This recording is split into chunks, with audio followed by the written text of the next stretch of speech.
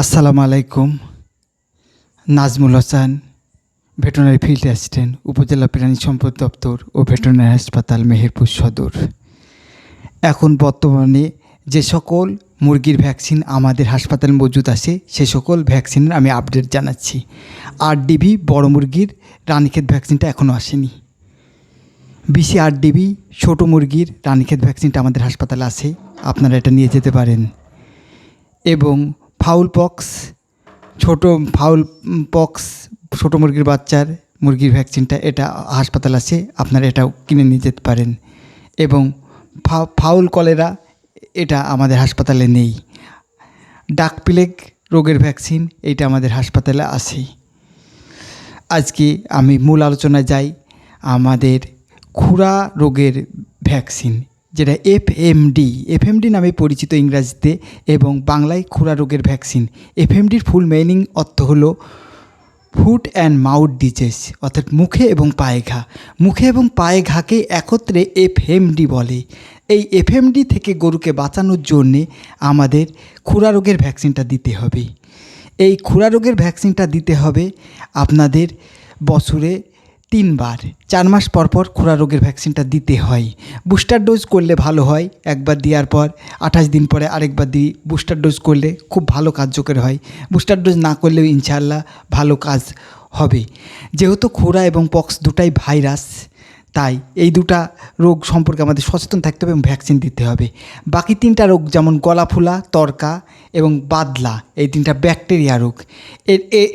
রোগের ভ্যাকসিন দিলে আপনার রোগ হওয়ার সম্ভাবনা থাকে না, কিন্তু ভাইরাস রোগের ভ্যাকসিন দিলেও রোগ হওয়ার সম্ভাবনা থাকে। খুরা রোগে মৃত্যুর হার খুব কম, 10% হয়। 10% গরু মরতে পারে, কিন্তু 90%ই গরু মরে না। কিন্তু খুরা রোগ হয়ে গেলে গরুর স্বাস্থ্য কমে যায়। 3 লাখ টাকার গরু 1.5 লাখ টাকা হয়ে যায়। তাই সে কারণে অর্থনৈতিক দিক দিয়ে দেখতে হলে খুরা রোগের ভ্যাকসিন দেওয়া অপরিহার্য। খুরা রোগের ভ্যাকসিন না দিলে গরুর মূল্য কমে যাবে এবং খামারি লস হবে। সে কারণে খুরা রোগের ভ্যাকসিন দিতে হবে। এই খুরা রোগের ভ্যাকসিন দেওয়ার জন্যে আমাদের হাসপাতালে যোগাযোগ করতে পারে এবং আমার নম্বরে যোগাযোগ করতে পারে। এই নম্বরে যোগাযোগ করলে আপনাদের গরুকে খুরা রোগের ভ্যাকসিন দিয়ে নিতে পারেন। নম্বরটা হলো 017723160002। যেহেতু খুরা রোগ মুখে ঘা হয়, তাই গরু খেতে পারে না। গরু না খেয়ে গরু দুর্বল হয়ে যায়। খামারির একটু ভুলে গরু মৃত্যু পর্যন্ত হতে পারে এবং খুব যত্নশীল হলে গরু মরবে না, কিন্তু গরুর স্বাস্থ্যহানি হয়ে যাবে। এ কারণে গরুর দাম পড়ে যাবে। তাই অবশ্যই খুরা রোগের ভ্যাকসিন দিতে হবে। এবং পায়ে পোকা হয়, এই পোকাগুলোকে আপনার দিয়ে পোকাগুলোকে ফেলে দিতে হবে, নাই বিপদ হবে। তাই ফেলে পরিষ্কার করে ওখানে আপনার ন্যাপথলিন অথবা ভায়োডিন দিয়ে পরিষ্কার করতে হবে। তাই এসব ঝামেলা থেকে মুক্ত হওয়ার জন্যে আমাদের খুরা ভ্যাকসিনটা দিতে হবে। খুরা ভ্যাকসিন দিলে এসব সমস্যা হওয়ার কোনো উপায় নেই। এসব সমস্যা হবে না, আপনার গরুটা থাকবে। তাহলে গরুকে আপনার খুরা, ফুট অ্যান্ড মাউথ ডিজিজ এই ভ্যাকসিনটা আপনাদের অবশ্যই করতে হবে।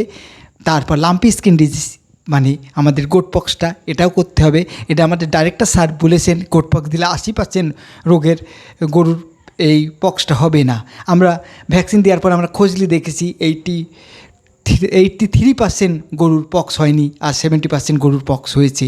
তারপরেও যে কে উল্টো পাল্টা ছড়ায় এটা আমরা বুঝতে পারিনি। অনেকে বলে যে এই ভ্যাকসিন দিয়ে কাজ হচ্ছে না, কিন্তু আমরা খুঁজলি 83% আমরা প্রোটেক্ট পেয়েছি।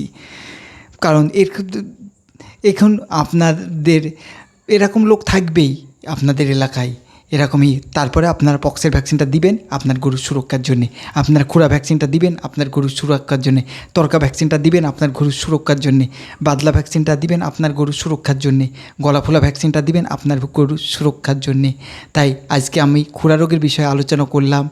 তাই খুরা রোগের ভ্যাকসিনটা অবশ্যই দিবেন। আজকের মতো আমি বিদায় নিচ্ছি। সবাইকে ধন্যবাদ। আসসালামু আলাইকুম।